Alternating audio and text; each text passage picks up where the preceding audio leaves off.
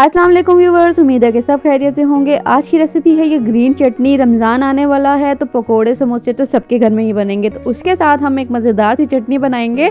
बहुत ही आसान और झटपट बन जाने वाली रेसिपी है, तो रेसिपी को आपने एंड तक लाजमी देखना है, कोई भी पार्ट स्किप मत कीजिएगा। चले आए मज़ेदार सी रेसिपी स्टार्ट करते हैं हम।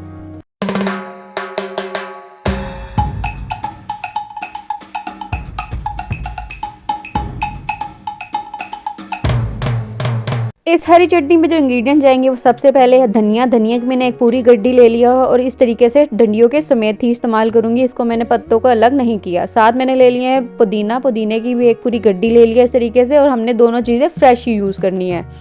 साथ हमने ले लेना है लहसन, ज़्यादा सारे इसके लहसन के क्लोव्स ले लेना है। 1 इंच का अदरक का टुकड़ा और 1 फुल टमाटर हमने इस्तेमाल करना है यहाँ पर।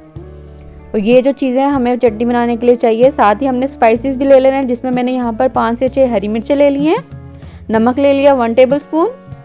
सूखा साबुत धनिया 1 टेबलस्पून, उसे थोड़ा सा क्रश कर लिया था। 1 टेबलस्पून जीरा और 1 टेबलस्पून भर के इसमें आमचूर पाउडर का यूज़ करेंगे। अगर आपके पास आमचूर पाउडर नहीं है तो आप सिरका भी इस्तेमाल कर सकते हैं। खट्टास शामिल करने के लिए आपके पास इसमें बहुत ऑप्शन है। आप अनारदाना भी यूज़ कर सकते हैं, सिरका भी यूज़ कर सकते हैं और आमचूर पाउडर भी यूज़ कर सकते हैं। अब इन सारी चीज़ों को मैं ब्लेंडर में डाल दूंगी।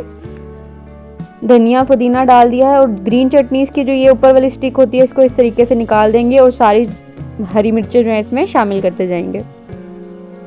इसको हम रायते के तौर पे भी इस्तेमाल कर सकते हैं। जैसे दही में हमने इसके 1 से 2 टेबलस्पून इस चटनी के डालने हैं और हमारा मज़ेदार सा जो रायता है वो बनकर तैयार हो जाता है। पकोड़े हो, समोसे हो या किसी भी चीज़ के साथ हम इस रायते को या चटनी को इस्तेमाल कर सकते हैं। अब ये सारी चीज़ें जो है मैं ब्लेंडर में एक एक करके शामिल कर दूँगी।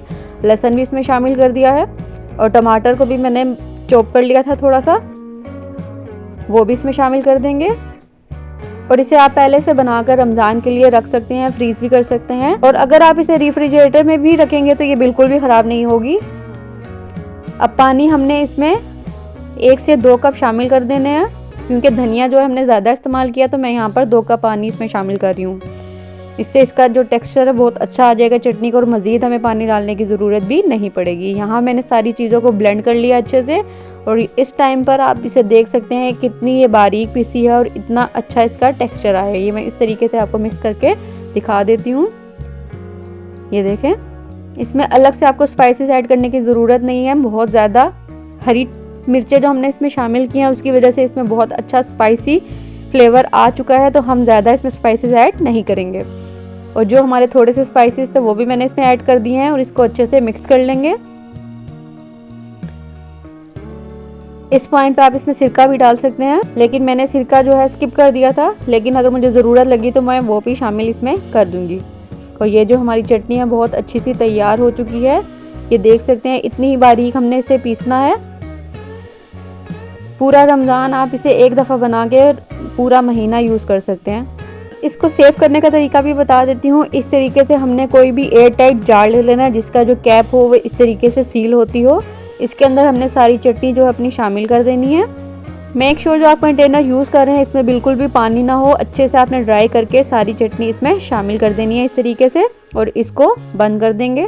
इस तरीके से ये बिल्कुल भी ख़राब नहीं होती और किसी भी टाइम आप इसे यूज़ कर सकते हैं। रेसिपी अच्छी लगे तो लाइक, शेयर एंड कमेंट करना मत भूलिएगा और मुझे अपना फीडबैक ज़रूर दीजिएगा कि आपको ये रेसिपी कैसी लगी। मिलती हूँ आपसे एक नई रेसिपी के साथ। अपना बहुत ख्याल रखिएगा। अल्लाह हाफ़िज़।